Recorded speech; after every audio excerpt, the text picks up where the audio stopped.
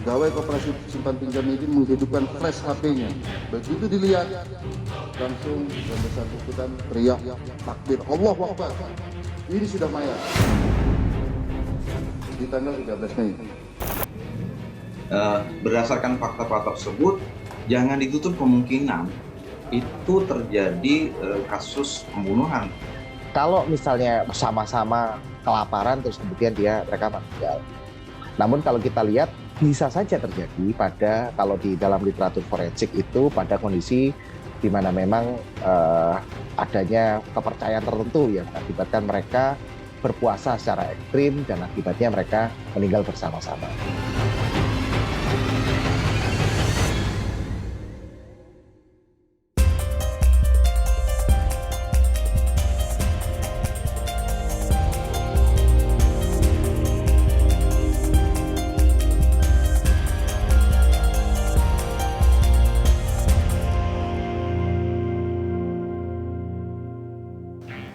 Penemuan 4 jenazah dalam kondisi mengering di Kalideres pada 10 November lalu mulai menemukan titik terang. Lebih dari 2 pekan, polisi menyelidiki kematian satu keluarga ini. Apa sebenarnya penyebab kematian mereka? Saksikan liputan selengkapnya di Target. Polisi menemukan 4 jenazah dalam sebuah rumah di perumahan Citra Garden 1 Extension Kalideres pada Kamis 10 November lalu. Keempatnya merupakan satu keluarga. Terdiri dari pasangan suami istri Rudianto Gunawan dan Reni Margareta. Anak mereka Dian Febiana dan Budianto, adik Rudianto. Berdasarkan otopsi awal, tak ditemukan sisa makanan di lambung keempat jenazah. Begitupun tak ada tanda-tanda kekerasan. Kematian mereka diduga terjadi dalam waktu yang berbeda. Fakta kematian satu keluarga ini satu persatu mulai terkuak. Di antaranya fakta kunci, 3 orang pegawai koperasi yang sempat datang ke TKP pada 13 Mei lalu. Awalnya Budianto Pamandian sempat menghubungi seorang mediator menggunakan seluler. Ia berniat menjual rumah tersebut, namun beralih menggadaikannya pada sebuah koperasi. Setelah sepakat, petugas koperasi datang guna memastikan sertifikat kepemilikan rumah. Sesampainya di lokasi, mereka terkejut dengan bau busuk yang menyengat. Pada saat itu diterima oleh almarhum Budianto. Begitu membuka gerbang, langsung terasa bau busuk yang luar biasa pada bulan Mei, 13 Mei. Ternyata sertifikat ini atas nama almarhum Mah Reni, Nyonya Reni Margareta. Kemudian ditanyakan, Ibu Reni ada di mana? Sedang tidur di dalam. Begitu pintu kamar dibuka, pegawai ini masuk menyeruak bau yang lebih busuk lagi. Di mana ibunya? Ini lagi tidur, tapi jangan hidupkan lampu. Karena ibu saya sensitif terhadap cahaya. Di dalam kamar, petugas koperasi mendapati Reni tak bernyawa. Namun Dian menyangkal. Ia mengaku tiap hari masih menyisir rambut sang ibu dan memberinya minum susu.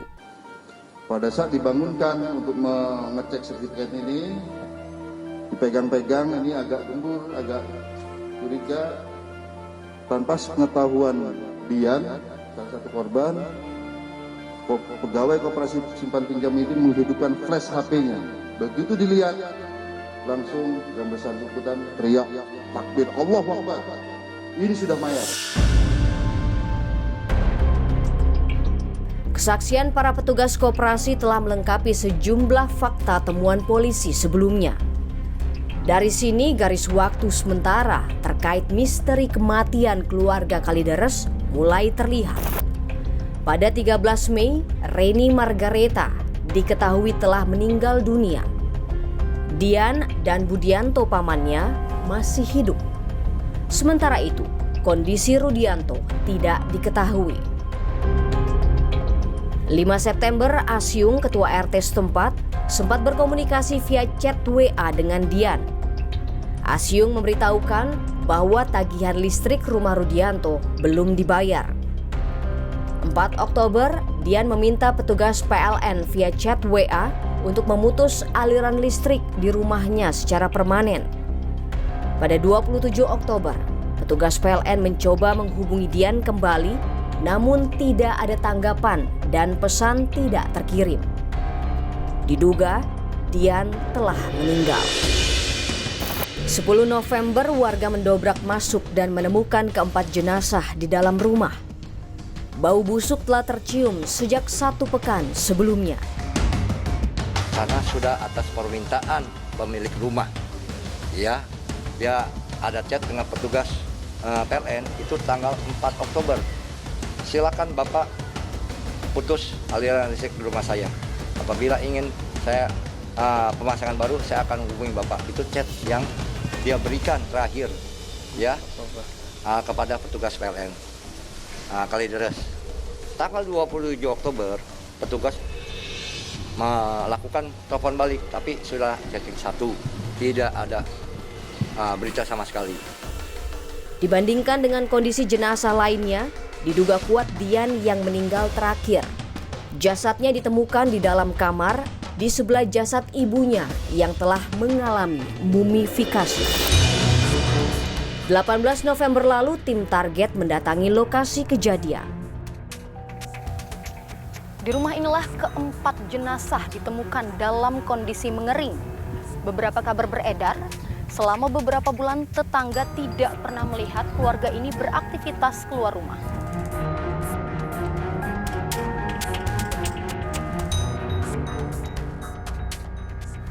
Kalau kita perhatikan, kondisi rumah ini cukup tertutup, terlihat dari pagar, serta batas antar rumah yang cukup tinggi, sehingga sulit mengetahui kondisi di dalam rumah. Di mata tetangganya, keluarga Rudianto tergolong tertutup dan sangat jarang bersosialisasi. Kami bertemu Rosmayah, salah satu tetangga korban. Jarak rumah Rosmayah dan keluarga Rudianto sekitar 100 meter. Rosmayah mengaku tidak pernah berinteraksi dengan keluarga tersebut. Nggak pernah bergaul? Katanya enggak, tetangga. Saya tuh nggak tahu mereka lihat tetangganya. Bisa keluar, tutup pintu, nggak kebetulan. Asyung RT setempat juga melontarkan hal yang sama. Keluarga ini jarang berinteraksi dengan warga lain.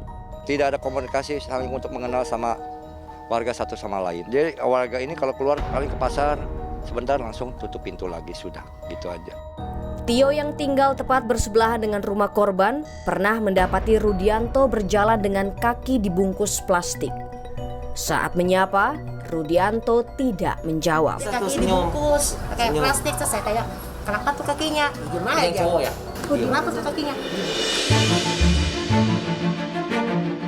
Polisi terus menyelidiki kasus ini dengan melibatkan para ahli. Dari beberapa bukti dan fakta yang ditemukan, muncul sejumlah dugaan. Lantas, apa sebenarnya penyebab kematian 4 orang ini? Berdasarkan fakta-fakta tersebut, jangan ditutup kemungkinan itu terjadi kasus pembunuhan.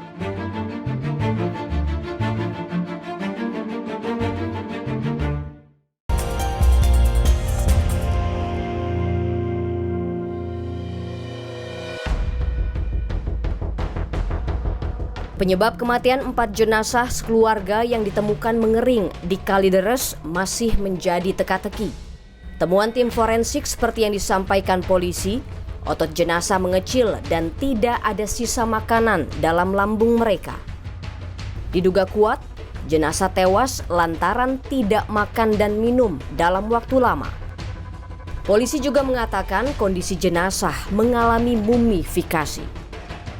Bahwa di dalam lambungnya tidak ada isi makanan. Artinya ini sudah berlangsung dengan beberapa waktu yang lalu, ini tidak ada mengkonsumsi makanan. Dan otot-ototnya ini sudah mengecil.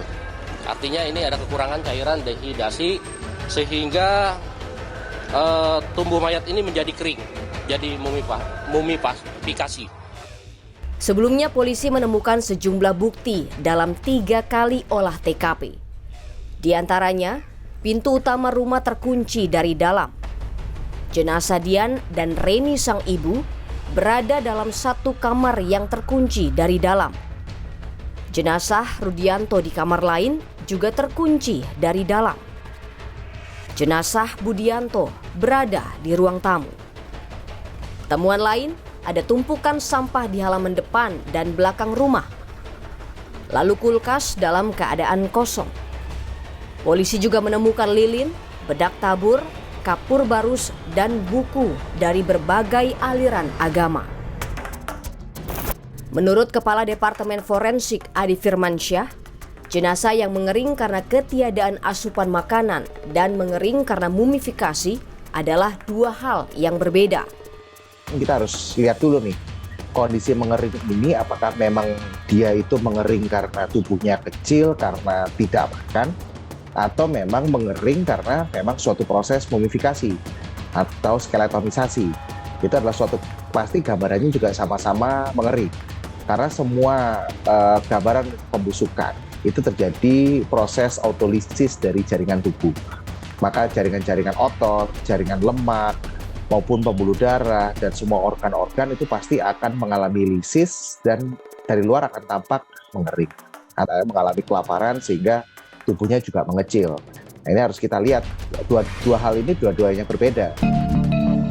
Proses mumifikasi berbeda dengan proses pembusukan pada jenazah. Ya, kalau mumifikasi itu suatu gambaran tubuh menjadi kering seperti mumi ya, seperti mumi-mumi yang ditemukan di piramid gitu ya. Dia mengalami tubuh yang mengering karena suatu kondisi di mana di tempat kejadian itu pasti suhunya cukup tinggi dan kelembapannya rendah. Itu akan menyebabkan tubuh kehilangan air dalam jumlah yang banyak, dan kemudian cairan pembusukan pun juga tidak membasahi tubuh dan akhirnya mengakibatkan tubuh itu mengering dan terjadi mumifikasi. Kan dia biasanya karena tidak terkena sinar matahari langsung sehingga biasanya terjadi dalam kurun waktu 2 hingga 3 bulan. Sejauh ini belum ada keterangan lebih jauh dari polisi mengenai kondisi spesifik setiap jenazah. Apakah keempatnya mengering atau sebagian?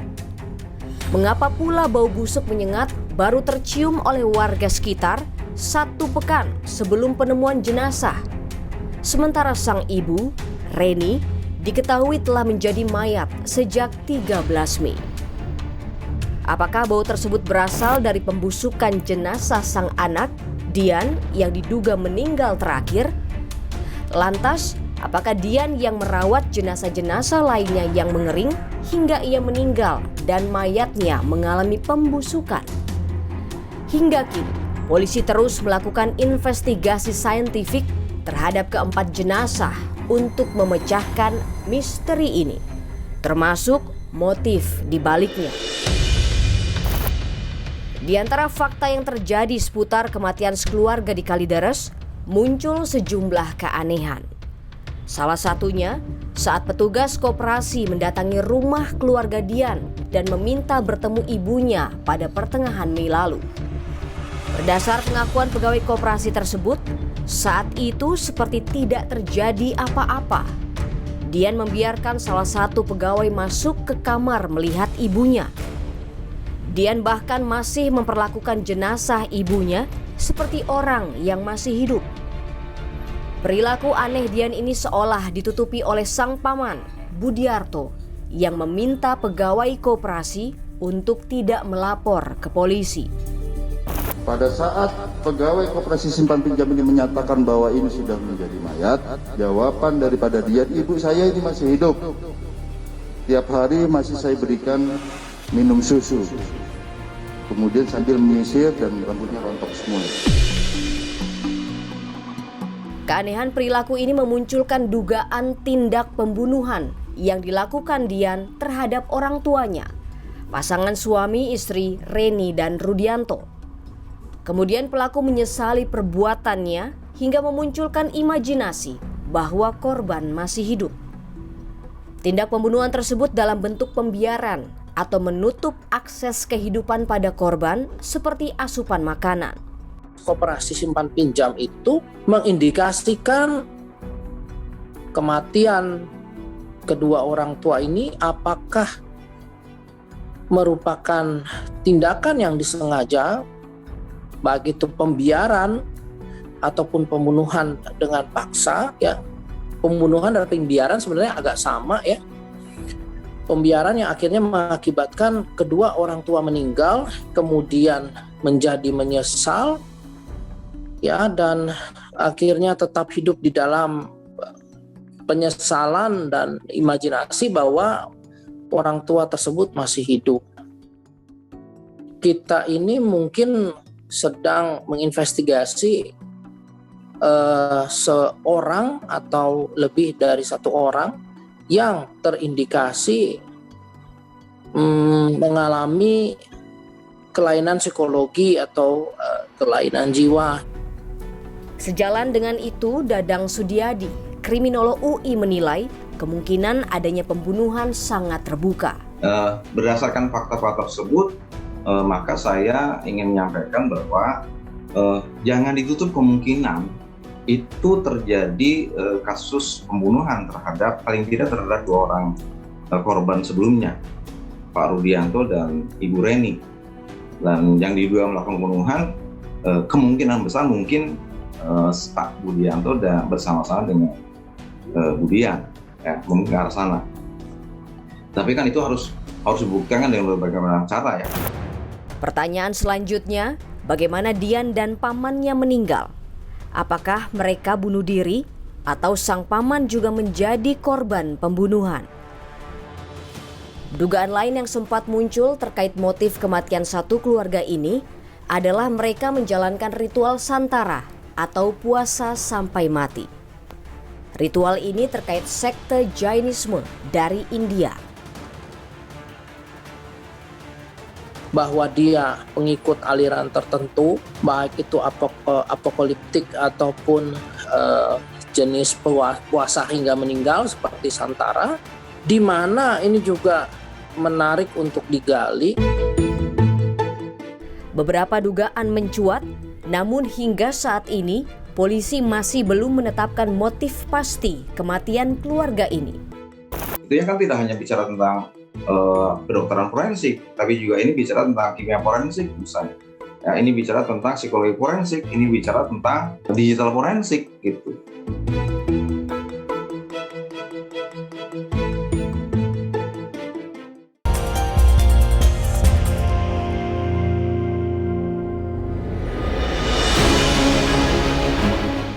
Beberapa dugaan tentang penyebab kematian satu keluarga di Kalideres bermunculan.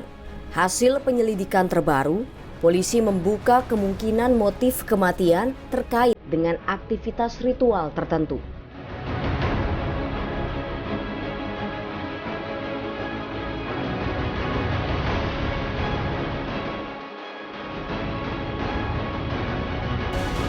Polisi juga menemukan mantra dan kemenyan di TKP selain buku-buku lintas agama.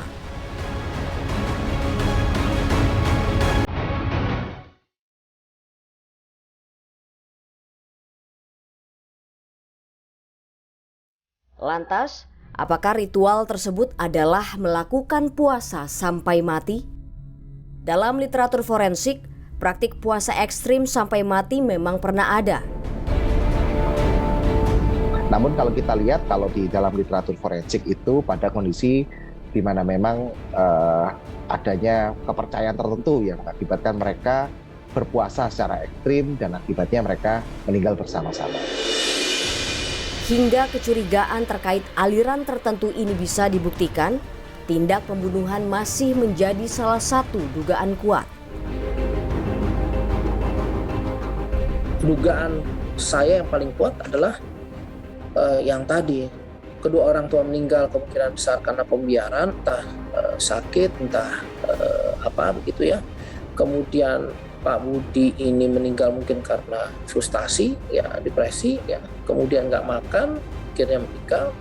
Sedangkan Budian ini karena dalam kondisi kelainan jiwa juga, dia juga makin frustasi karena ada 3 orang yang meninggal, sudah tidak bisa bicara dengan siapapun. Meski demikian, dugaan ini bisa saja terpatahkan berdasarkan temuan fakta-fakta berikutnya dari penyelidikan polisi. Minimnya saksi dan alat bukti membuat penanganan kasus berjalan lambat. Memang sulitnya seperti itu, karena memang tidak ada saksi yang menyaksikan apa yang terjadi di rumah itu. Dan kebetulan kan hubungan sosial di antara tetangganya juga tidak terlalu baik. Bahkan dengan keluarganya pun, saya sempat mendengar hubungan terakhir 5 tahun sebelumnya. Metode crime scientific investigation yang dilakukan polisi juga membutuhkan waktu. Ketika saksi tidak ada, pada akhirnya benar harus menggunakan scientific investigation. Dan itu memerlukan waktu yang tidak sedikit. Jadi tidak bisa serta-merta dalam waktu yang singkat itu bisa keluar pernyataan berdasarkan hasil analisis forensik yang scientific investigation. Itu kan tidak hanya bicara tentang kedokteran forensik, tapi juga ini bicara tentang kimia forensik misalnya. Ya, ini bicara tentang psikologi forensik, ini bicara tentang digital forensik gitu. Dengan semua keterbatasan, apakah kasus kematian keluarga Kalideres ini dapat terungkap atau akan terus menjadi misteri? Apakah polisi akhirnya mengatakan bahwa ini adalah pembiaran yang cenderung ke arah pembunuhan, atau ini adalah keputusan sendiri yang dikategorikan sebagai bunuh diri? Bisa jadi seperti itu, atau polisi akan sekedar close bahwa oke, kasus ini close, orangnya sudah meninggal karena tidak ada makan dan sebagainya, close untuk sementara waktu sampai dengan berapa tahun ke depan, berusaha untuk dibuka dengan keterampilan lain atau dengan teknologi lain. Kalaupun polisi tidak berhasil mengungkap kasus ini, bukan berarti ini sebuah kegagalan. Meski kasus ini meninggalkan sejumlah kejanggalan, namun sedikit demi sedikit mulai ada titik terang. Banyak pihak berharap polisi dapat segera mengungkap kematian misterius ini.